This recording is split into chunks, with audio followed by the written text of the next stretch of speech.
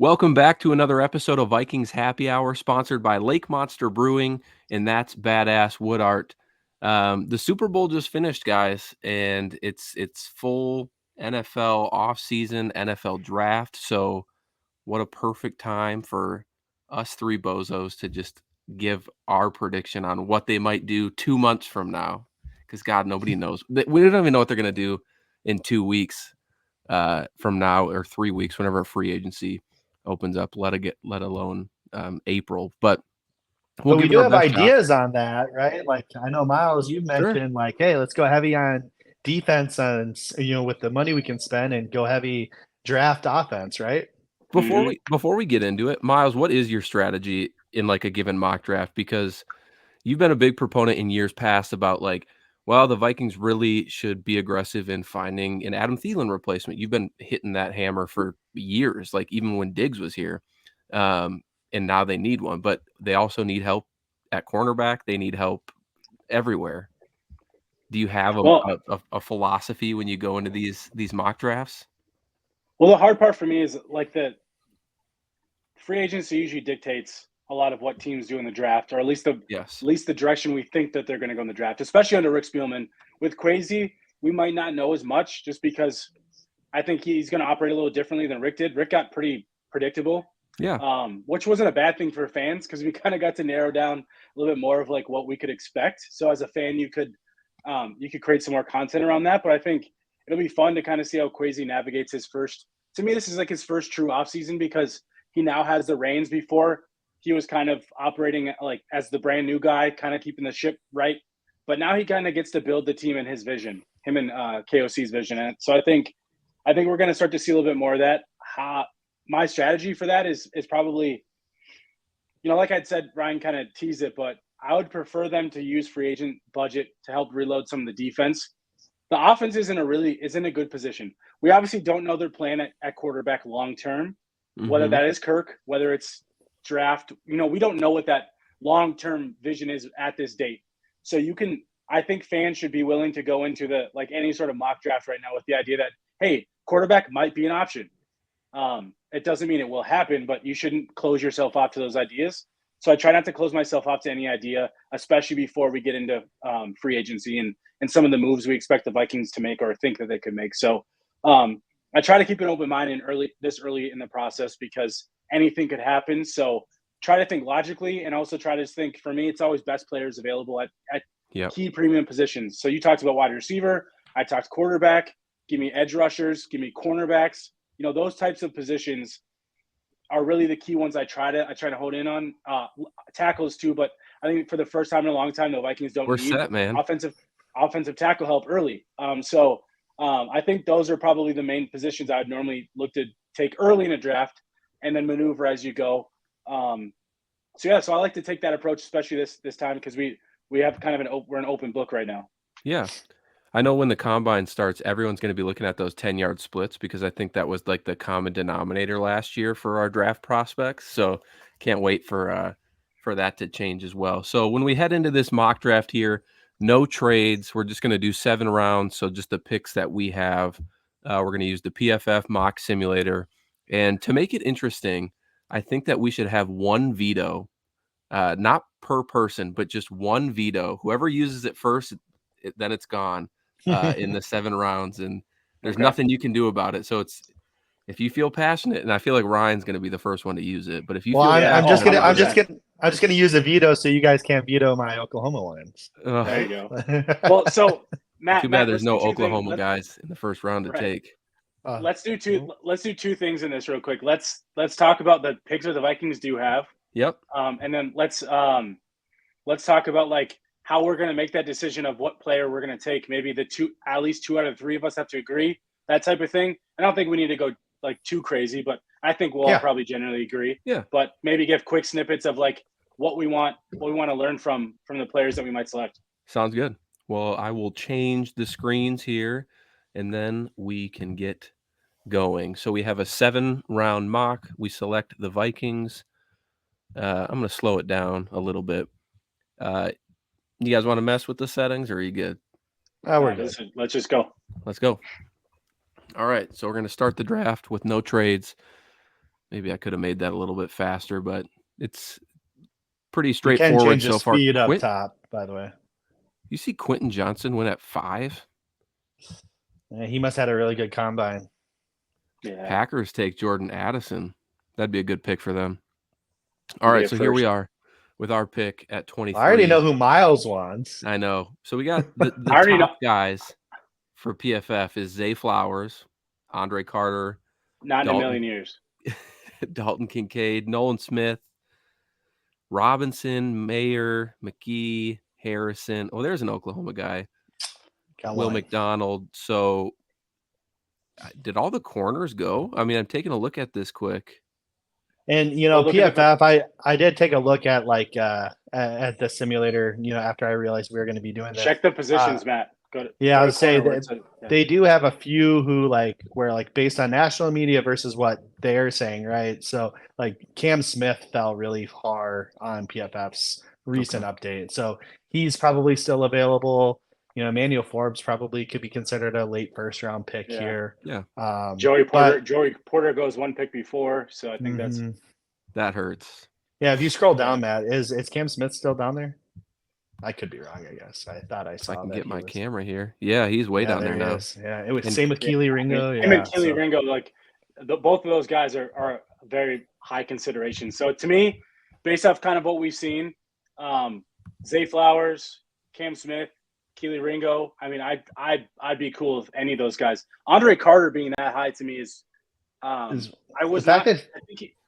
Yeah, go ahead, Ryan. Sorry, I was saying the fact that he's over Nolan Smith is insane to me. Yeah, I think Carter's got potential, but he's too light. I think there's just a lot that he needs to improve on from that perspective. His athleticism is going to help him, but he's super light. So him rushing off the edge, there's some mismatch that can happen, especially early. We could talk Bijan Robinson just because. That was going to be my question for you guys. So I had him in a mock draft for the Vikings recently, and I know it's outlandish to pick a guy in the first round, but he's electric. Yeah. He's a game-changing running back. Here's my thing. What is the plan? So where do the Vikings want to go? So obviously, if the Vikings weren't a pass-first team, you could maybe convince me on it. But the Vikings are a pass-first team, so you shouldn't be taking a running back in the first round because I don't believe in taking a running back in the first round anyways. But if you're a team that likes to run the ball and your feature player on your offense is a running back, I could understand it. The Vikings featured players Justin Jefferson, and that doesn't mean a running back can't come in and take some of those touches. You have to run the ball, but Bijan Robinson, like we saw with Dalvin Cook and some of those things, you're not going to warrant giving them enough touches to warrant that pick being taken that early. And so I'd rather, in the first round, if you're thinking third round, fourth round, we could talk running back all day. I'm fine with that. But in the first round, I just don't think you can do it. All right. Devil's advocate real quick. And I know we're spending a lot of time here and I get it. But it's the first round pick, man. It's fine. It's important. It's important. So devil's advocate. Pick we have until the third round anyways.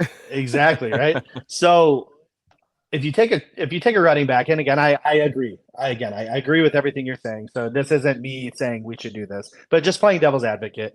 If you got rid of Dalvin Cook, you don't have Alexander Mattison, you need a running back to kind of shoulder the load going forward. You have Bijan Robinson here at 23. You take him, you get him for 5 years, right? At that end of that 5 years, you're probably not going to want to re-sign them, even if he is really good, because probably a lot of tread on the tires taken, right? Then you recycle and reuse and go into the draft again, right?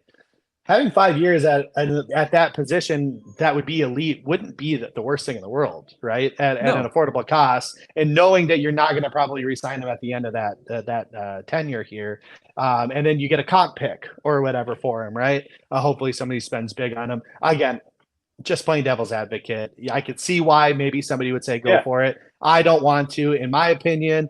Actually, I'm going to probably go against the grain here. I like Nolan Smith. I like the edge rush ability. I think that it's going to be very important in this scheme. Again, obviously not knowing what moves we make with Hunter and Za'Darius Smith, but Nolan Smith is a dog off the edge. He's extremely powerful, right? But he's also pretty quick in his movement. And I think having a guy like that in Brian Flores' offense to create pressure, which is going to be very key especially with us in our cornerback situation right now. That's not going to get solved overnight. I think some guy who can consistently create pressure, especially if we move off from one of those two guys, Smith or Hunter, it'd be a very valuable pick here. Again, not knowing what we do in free agency, where I like Zay Flowers a lot, but I think that there's still a lot of talent in this draft that you could probably get a guy later on.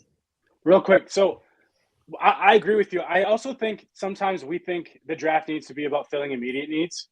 But like, so even if the Vikings kept Danielle Hunter and Zadarius Smith, you still need pass rush help. Like, you need guys behind them. Pass rush help and someone for the future. Exactly. That's what I was getting at, Matt. So it's like Zadarius Smith probably isn't isn't going to be your edge rusher in 2 to 3 years. He's a guy that you look to replace now, and so you have a guy ready and waiting and can develop behind him, and who still gets sprinkled in to the defense in the mix. And situational pass rushing situations and those things, so that you can move on from Zadarius Smith and you have that guy ready to take over to pair opposite Danielle Hunter. So I always I like to view the draft in that way, where you can focus on not just the now but the future and addressing those future needs. And I wouldn't be against that either, Ryan. Matt, real quick, can we look at who the wide receivers are available besides Zay Jones or Zay Flowers? I just want to know, and then we could make a pick and go. I was going to say, when we looked at the guys available there, obviously a lot of intriguing names.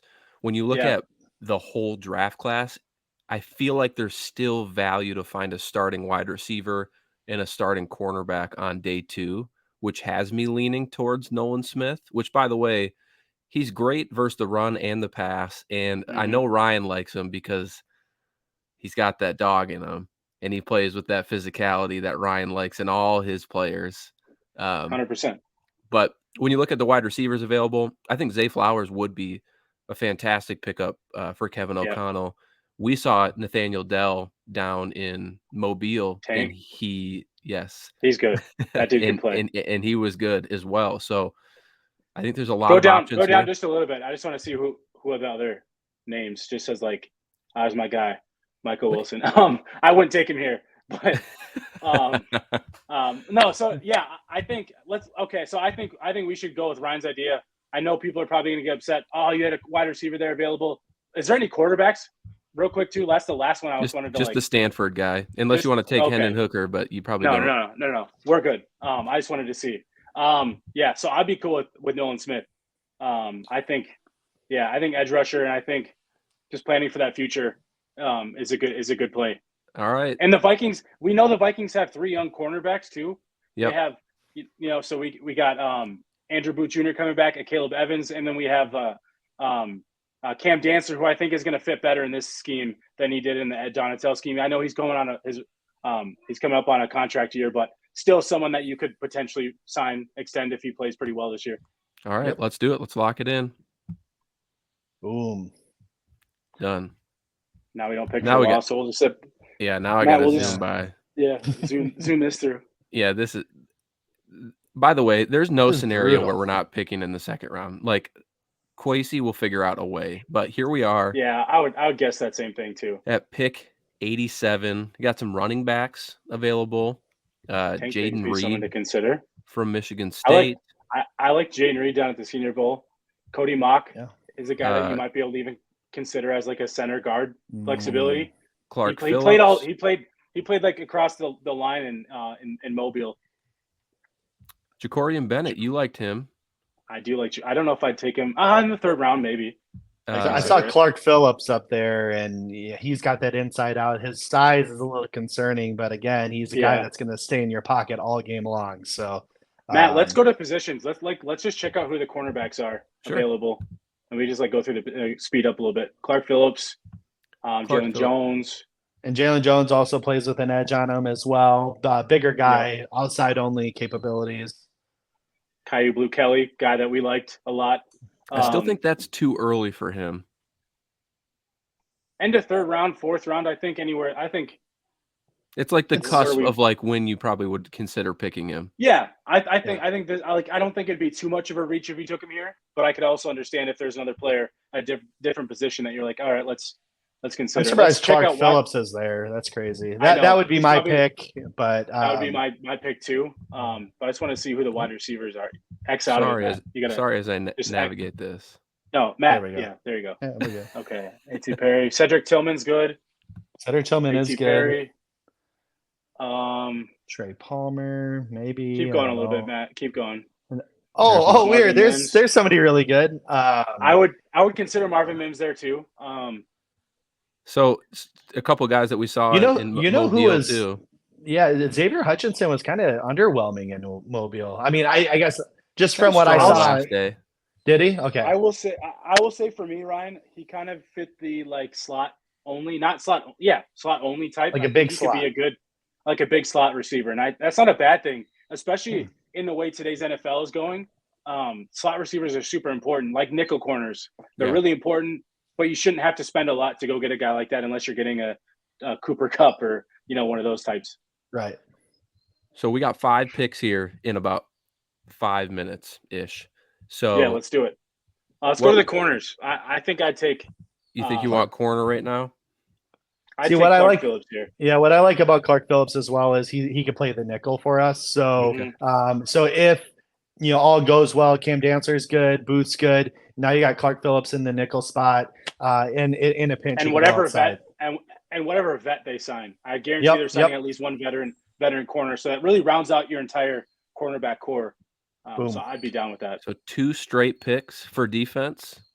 That's all right. All right. I know, but gotta play the board. Gotta play the board. Yeah, they got. Yeah, and we don't even know how the free agency will play out either. So it could end up being this way. All right, so here we are now. So I'd consider Sean Tucker here, to be honest. But we'll keep going. I'll start right away with wide receiver. A lot of the same ones are still there. I'd probably go Marvin Mims. He takes the top off. I mean, he's the exact receiver we need on this team, right? Like somebody who can stretch the field, allow maybe take a couple of these double teams off of Justin Jefferson a little bit here. I mean, I think he's the right type of receiver we need. Again, there's probably other guys on here that can do that too.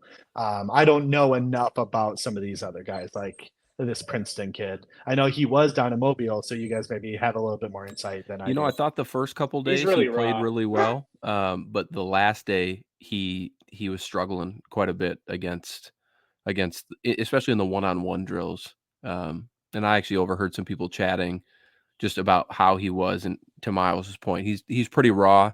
I think a lot of scouts have viewed him as maybe a day 3 pick with high potential, but Myles, he's a guy I wouldn't take in the middle. I'd probably take him 5th, 6th, 7th round. I'm not taking him right now. You mentioned now if he was available, Sean Tucker, or are you guys with a bullet on Marvin Mims right now?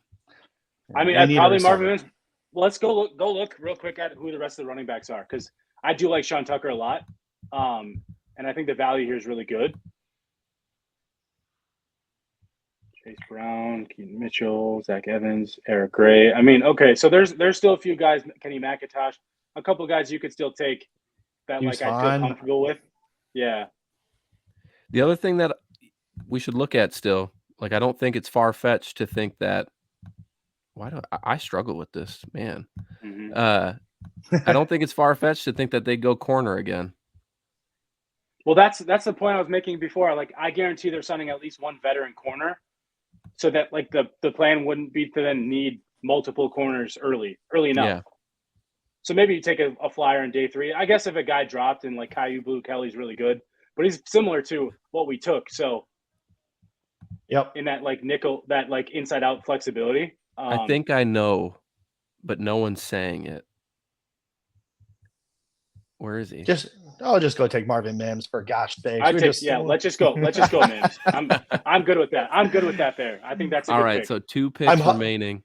In an ideal world, we go take a receiver. In my opinion, in an ideal world, we take a receiver round 1. Zay Flowers easily could have been that guy, but can we talk historically? The Vikings haven't taken a wide receiver between rounds 2 through 4 since Jerry Schreight and Greg Child. We just did it. Well, I know it was the first one.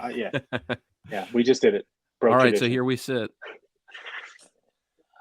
Obviously, Eric Gray is right up at the top, and Ryan isn't as high on Eric Gray, but What interior? I see Juice Scruggs, but what interior offensive linemen are there? Like centers. Not a lot. I don't know as strong Stromberg. about these guys, but obviously it's a position the Vikings could probably like fortify in depth. Yeah. I feel like these guys are probably a little bit later than what we're I don't at know right enough now. about some of these guys, but okay. I like that kid from Duluth. I watched a little bit of him Yeah. the other day, and Yeah. I'm like, oh, he's a small school. Like, yeah, he's gonna be My late. But my college is no longer in the NSIC, so I can root for UMD again, being from Duluth. there you go. There you go. What do you guys think about Kenny McIntosh? I'm a Deuce fan. Vaughn too. I like Deuce Yeah. Vaughn. Deuce Vaughn's awesome. Yeah, I watched him tear up Big 12 for years now, and small in stature, but he's can catch. got the juice. Yeah, he's got the juice. He can catch. I think that's kind of the type of running back this team. I know they'll probably want a bigger guy too, but I don't know. I think McIntosh can do it all though. Like he can run and catch, and I think in the fifth round, I'm down. He'd be a better complement to the two guys we have on roster than maybe Deuce Vaughn would be. Let's roll with him, man. Like it. 177. Right. So who's the best player available? And I think we just go that we think the best player available. Yeah. I kind of like Josh Wiley a bit for a tight end if we need some depth there. Clayton Tune. Yeah, I thought about maybe a late round quarterback to kind of groom, at least see if he got anything, right? Take a shot, throwing a dart at the dartboard. Yeah, wouldn't be opposed to that either. Gay there, he that edge for LSU, he's got a lot of potential. We just gotta. I think he just needs better coaching or more consistent. I'd consider Jonathan Mingo. Yeah, I like Mingo, big body receiver. That's not a bad strength. That's not a bad idea either, because I don't think KJ Osborne is necessarily getting a second contract here in Minnesota. It's a possibility he doesn't. So then you're looking at potentially replacing two guys instead of one. And Mingo would get a year to develop, which I think would be beneficial for him. Well, and he fits kind of a position that the Vikings don't currently have. They don't have a bigger body X-type receiver, so I think getting that kind of guy and, at least giving him a shot and seeing if he can turn into something. You never know. Kind of like I'm curious to see how he runs, but at the combine, but I liked him in Mobile. I thought he looked good. I like his tape too in general. But all right. I think we're set then.